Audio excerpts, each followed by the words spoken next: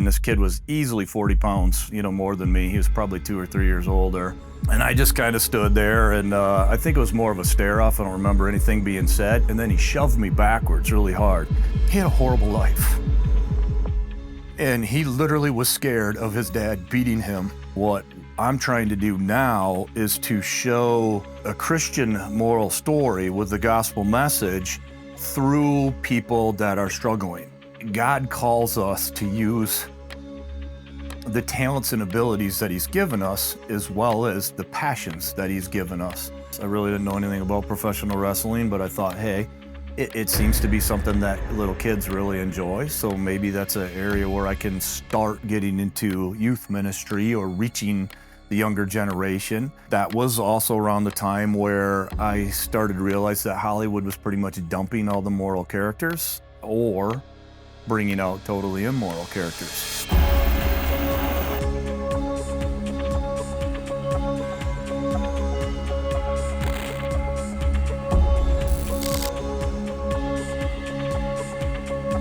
I grew up in Michigan, in I would say, upper middle class family by the time I was born. My dad was initially a pastor, and he moved from there into medicine. So by the time I was born, he was a doctor. And grew up on a hobby farm, about 5 acres outside of a small town in southwest Michigan, right near Lake Michigan. And we had a couple of horses and a big pond and a couple of neighbors that like to play sports, and we pretty much lived outside at the pond in the woods and playing baseball and basketball and football and ice hockey in the winter. So it was a great life, long before social media and cell phones.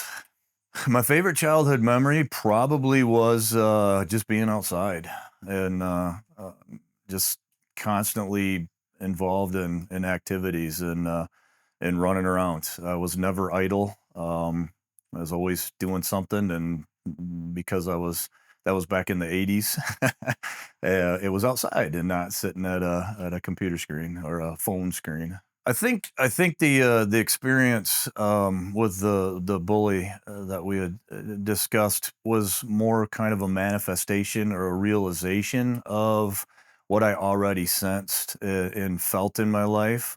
This probably happened between maybe 4th and 6th grade, somewhere in there. But before that point in time, my earliest recollections of faith coming into my life was my mom reading childlike stories, not necessarily from the Bible, but stories from the Bible. And my favorite ones were Samson, with probably King David being a second. I was always fascinated by the more stereotypical heroes, superheroes, the big strong guys, the warriors. I think that struck a chord with me as far back as I can remember. I don't really remember a time when that didn't. And I felt like right when I heard those stories, that God calls us to use the talents and abilities that he's given us, as well as the passions that he's given us. And gets me. We're called to use those to help other people and not ourselves. And that's always been there in me as far back as I can remember. And I think that manifested itself in seeing some of my friends who maybe weren't as tall or as strong or as fast or as athletic as I was being bullied, and then a little bit with me as well, although that wasn't as big of an issue, because I was in a position where it was much easier for me to stand up for myself. Um, and when you're, I don't know, 10 years old and the other kid's 13 or whatever and outweighs you by 40 pounds, there's still a little bit of adrenaline pumping that you gotta overcome. But this may be 7th grade, now that I think about it, because it was mixed classes. And it was after one of the wrestling practices where this kid that had kind of been sort of picking on me, more kind of, like the school where I was in was split into two kind of hallways to get to classes. You could go on one side or the other to get down to your classes, and he'd kind of pop out in one and, try to make me go down the other hallway or whatever else, just little, goofy things like that. But it kept building up to the point in time when wrestling, kicked off. And at the end of one of the wrestling practices one day, I finally just kind of had enough, and I'm like, no, I'm not going to go around. I'm not going to go, go around you in the locker room, this time. And he got in my way, and I just kind of stood there, and I think it was more of a stare off. I don't remember anything being said. And then he shoved me backwards really hard. And I went backwards into one of the lockers that was actually open. So the skinny part of the locker hit me right in the middle of the back. And I wasn't expecting that. I was expecting to go another probably 18 inches, to a foot, hit the flat lockers, and okay, here we go from here. And so the shock kind of made me pop right back out. And I ended up within like an inch of his face. And he probably thought, oh, crap, this dude, is coming right back at me. But it was actually a accidental reaction to the door hitting me in the back. And so it was quite, nobody said anything for a couple of seconds. And then I just kind of smiled a little bit and said, thank you. I don't know why. And it just kind of hit me like, hey, just stand up for yourself. And so I said that, and he backed off right away. Again, this kid was easily 40 pounds, more than me. He was probably 2 or 3 years older. And he started making excuses for why he couldn't get into a fight. He'd get thrown off the wrestling team, kicked out of school, and all this other stuff. So that was a good lesson for me in two ways, because first of all, I finally just physically stood up for myself and was like, all right, this, you stand up to most bullies, they're going to back down on average. But it also showed me an insight into his life, because I didn't know this kid at all or anything about him. He was not in any of my classes. He was probably held back 2 years, from what I found out later, which is why I think he was 3 years older than me. And it turned out that he had a horrible life. And he literally was scared of his dad beating him severely enough that it scared him to the point where that backed him off. Because if he got kicked off the wrestling team, which appears to be about the only thing his dad was proud of him for, then that was going to create that big of an issue at home that shut him down. And I think that was probably where I started to quickly realize that there's always two sides to the story. And you have to at least be empathetic to the person on the other side, whether it's an adversary or a friend or whatever else. You have to realize that something brought them to this point. They're making these decisions based upon their paradigm, their history, their backstory. And it's, if you're trying to help somebody, you have to understand that. And you can't impart your paradigm and your upbringing and your way of thinking on somebody else just off the bat. And so there was a big, life lesson for me to realize, as I don't know what 12-year-old kid, that there's always more to the story. And if you're trying to help somebody, you got to dive into their story. Have you enjoyed the videos? We really appreciate all the support. You can click the link below to become a monthly sponsor to help support our ministry.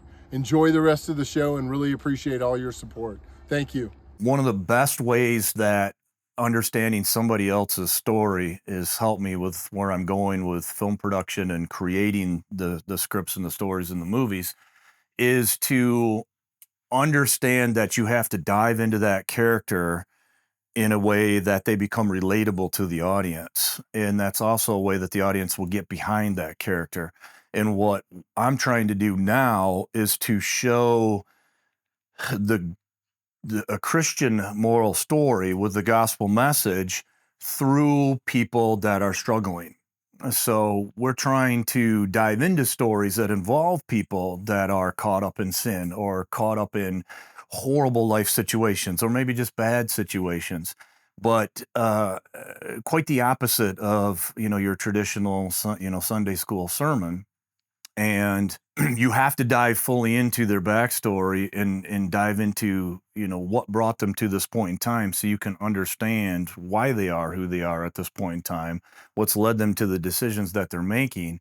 And then that will lead you to the proper direction for how to bring somebody out of whatever situation they're in, whether it's addiction or crime or greed or any number of things. You have to address those core issues because sin is deep within us. And until we can dive into understanding what those people are going through, you really can't offer a solution, or you're offering a solution that's just a bunch of words that means nothing to them. God is in control of everything. So he doesn't just get control over the Sunday school movies. He's in control of everything. And I think when we, as the Christian people, try to cut him out of the secular world, we're doing him a great disservice. And I think we're doing a huge disservice to the secular audience and the people that have never been introduced to Jesus. Because how many people who already have some type of negative backstory about the Bible, about a pastor, about the Christian faith, are going to go see a Jesus movie? They're just not. And I believe that we're called to not only preach to the choir, and there's nothing wrong with that. That's just not my thing.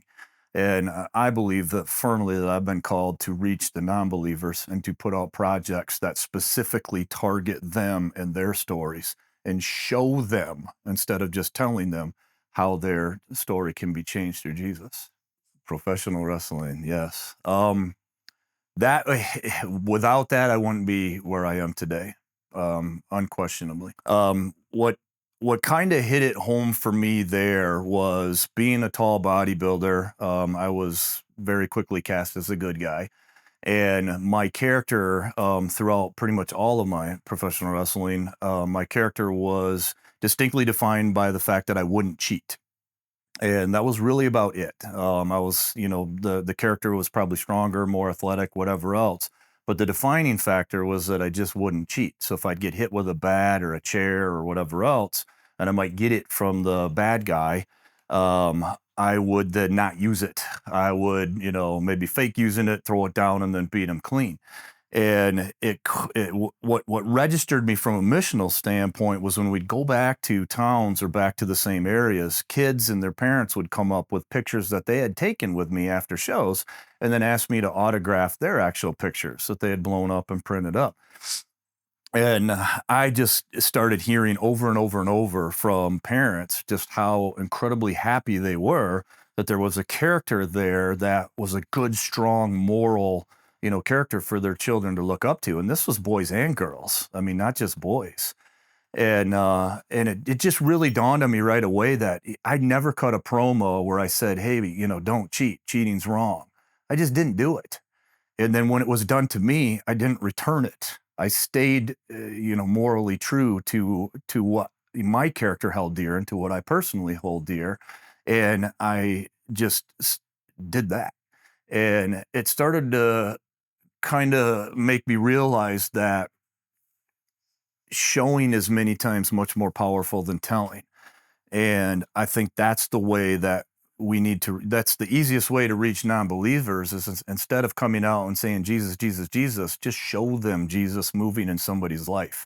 Show them the change in somebody's life from a very real world perspective, and then let them realize like, oh, I've struggled with this too. And I would like to not continually to struggle with this.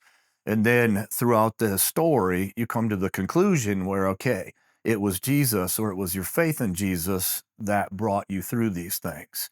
And I think that's how we reach the non-believing world, because I was able to do it with 5, 6, 7, 8-year-old, kids, even teenagers, by simply just living the life.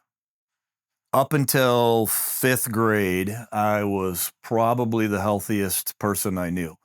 If I missed something, I was probably playing hooky, and it may have been once or twice up until then. I don't think I was ever sick.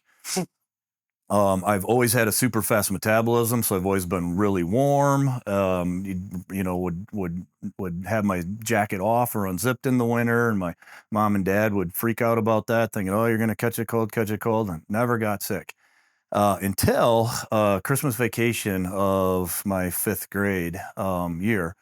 I caught a virus that they were never able to fully ascertain what it was. The last guesstimate was it was viral meningitis, and it ended up leaving me with chronic fatigue syndrome, or chronic fatigue immune dysfunctioning syndrome. Um, and it wiped me out for about 7 years. I didn't start to really feel more normal until into college. And it still affects me to this day. And I think that, from a physical standpoint, that obviously would be the biggest one, because at that point in time in my life, I would be out for 2 to 4 months. I'd get sick and it would just wipe me out, and I'd be gone for for most of the winter months. And that, for somebody who loved being active and outside, that was really hard to deal with, especially when you're 10 to 17, 18 years old and all your friends are running around. I like downhill skiing, and I could rarely go because I'd be, sick a lot after that, and just not fun. These days, it doesn't affect me quite as severely, so it's something I'm able to work through a little bit more. But it still is. I still have up and down days, and when I do get sick, it can sometimes last. I got bronchitis here filming in April, and it lasted into June. So we actually shut down filming for about 5 weeks because of that, because it got into more of the heavy stunt stuff, and I just was hacking up stuff from my lungs and couldn't function properly. And that the person that I got it from was sick for a couple days. I was sick for a couple weeks. Um, so physically, that would be the main struggle that I've had. Um, Beyond that, from a non-physical standpoint, I think that's a good question. The biggest spiritual struggle, I think maybe for me, looking back now, I would have to say not really doubt, um, but maybe too much questioning. I've known that what I'm doing now with my life is definitely what God is calling me to do. And I think maybe it's taken me 5 to 8 years longer to get there. Um, and I don't really know why. I think a huge portion of that is because I was doing something that was purely missionally intentional. And in this industry, everybody's in it for fame and fortune. And so there was many times I had money on the table and contracts ready to be signed, and I just got this strong feeling that these people were here purely for greed, and I walked away. So financially, it took me a lot longer to get some of these films going because I didn't have access to the big money that traditionally films, get. Because I just felt like that was going to immediately take me in the wrong direction. And whether some of that then got into my head as questioning whether this is the direction that I'm supposed to go or not, or how this direction is supposed to unfold. Um, I think that's probably been the largest spiritual struggle for me, is to not know the direction God's called me to take, but know the path and maybe stay true to the path. And then some of that's probably just me more personally than spiritually as well. So I think the journey of my life again probably started with those Bible stories, and just getting that sense of, okay, God made me one of the faster, stronger, more athletic dudes. I got into martial arts early on, so and then from there got into bodybuilding and powerlifting, and quickly became one of the bigger, stronger people and quite frankly, the state. I got into law enforcement because I had a very strong calling that would be a great place for me to use my mental abilities to solve crimes, but also my physical abilities to stop criminals, um, to help other people. And it came down to whether or not I was going to go into the Marine Corps. I was wanting to be a pilot, And so I tested out with the Marine Corps Officer Candidate School and then flight school to see where I would land. And they all but guaranteed me a seat in an F/A-18 at that time, which is what I wanted. And if I was going to get stuck in some other plane, I didn't want to go because I needed to be Mach 2 with my hair on fire. And Top Gun reference, which led me into filmmaking. And I think I talked about in the past where I got to a point in time where in law enforcement, I started to realize that I could catch people and solve crimes and get convictions, but that wasn't solving the problem because too many of those people would come right back out and for whatever reason would get caught right back up into that life of crime. And so what burned me out in law enforcement was that I didn't feel I was helping the bad guys with what they truly needed to hear. And when you represent the government, you have to be very careful with how much you bring God into the equation because it can cost you your job. And so that's what burned me out was I felt like I was in a hamster wheel that was going nowhere.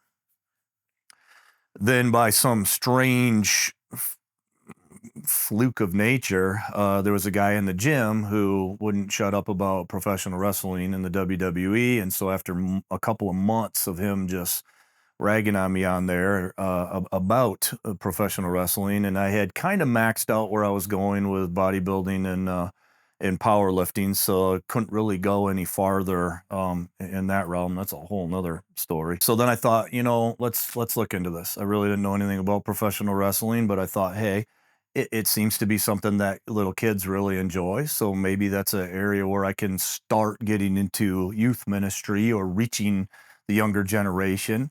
That was also around the time where I started to realize that Hollywood was pretty much dumping all the moral characters or bringing out totally immoral characters. And I think that's just absolutely through the roof right now. And so I started to realize that, okay, my calling here is to show what I've realized in my life.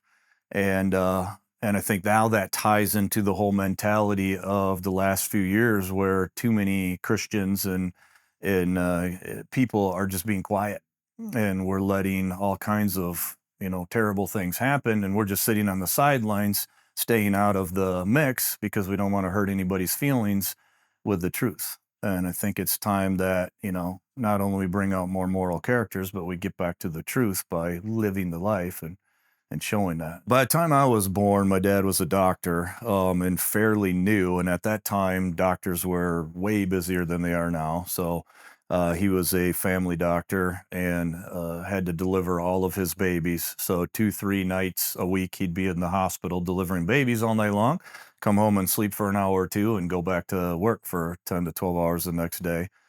So early on when I was little, a lot of my memories of him were he was gone a lot or sleeping a lot when he was home because I didn't realize he was, did a 22-hour day and went back to work, 2 hours later.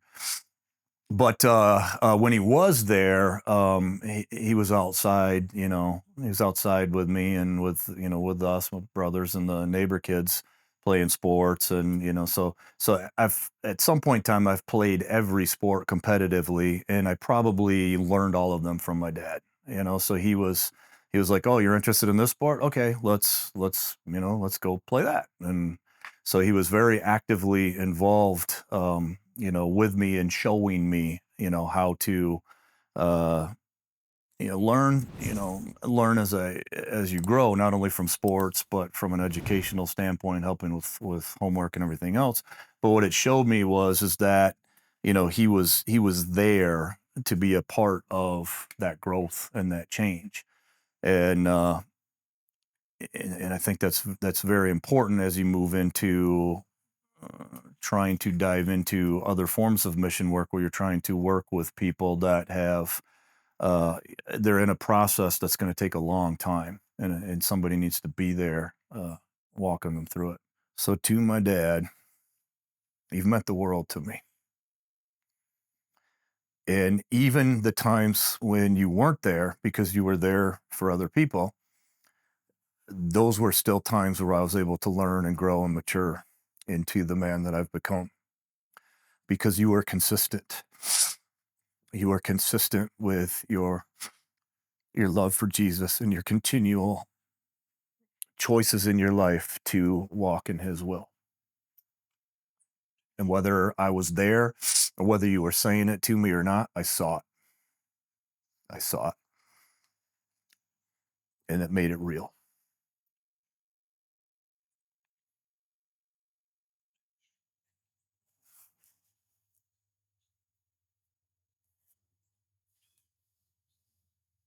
And I think that's the culmination of everything that matters, is we're called to live the life, not talk the talk.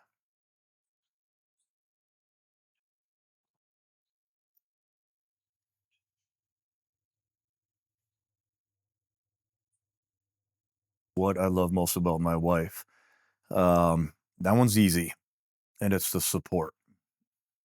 I do not have a normal life by any stretch of the imagination, and I personally don't live in what I call the real world, or the world that most people live in. Um, because I don't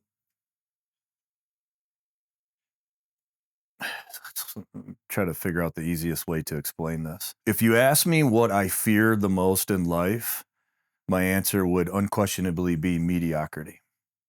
I hate average, can't stand normal, and typical just makes me want to vomit. And I've always been that way. So I've structured many things in my life to be outside of what is typical or normal or average. And I don't know if that's healthy. It's probably helpful in some ways. It's probably unhealthy in others. Um, but I've always had maybe a fear of average or of settling, or mediocrity. And that means that, and you can tell I'm a very passionate person. Either Mach 2 or I'm sleeping.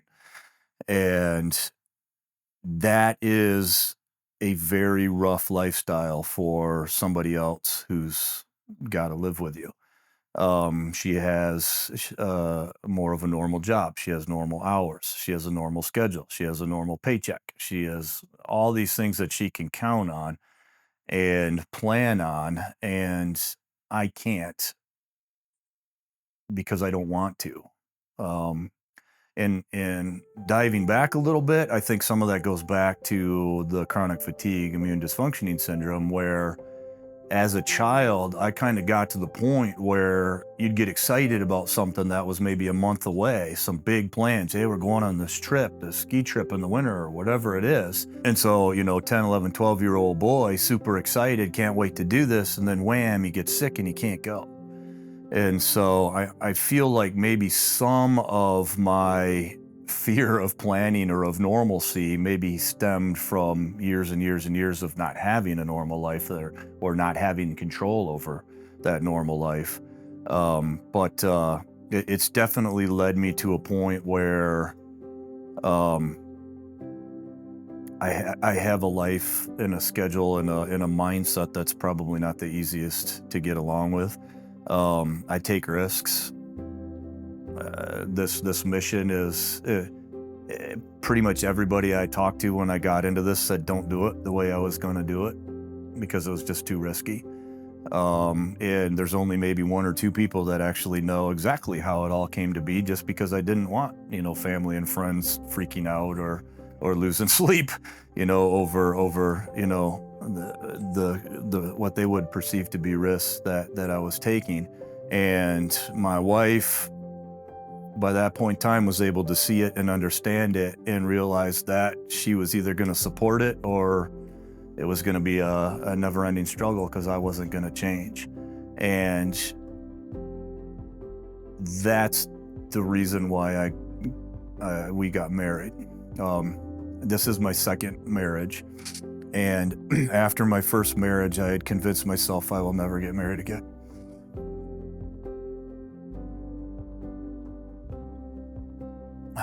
that's a book in and of itself as well. But what showed me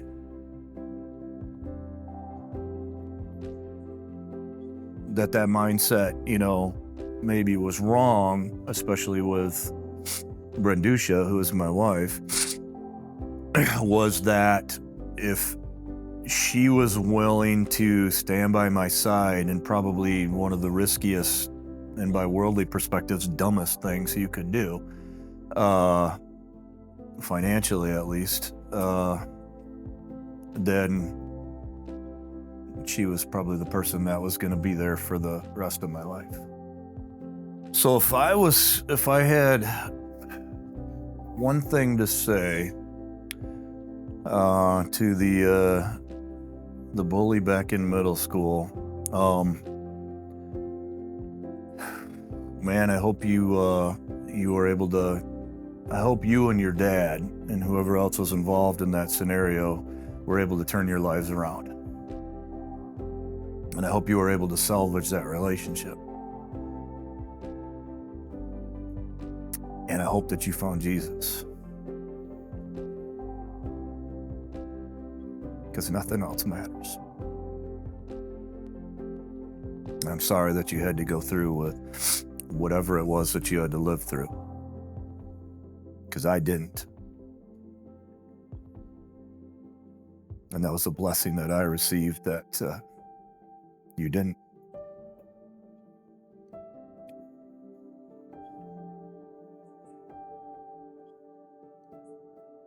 I'm sorry that you had to go through that.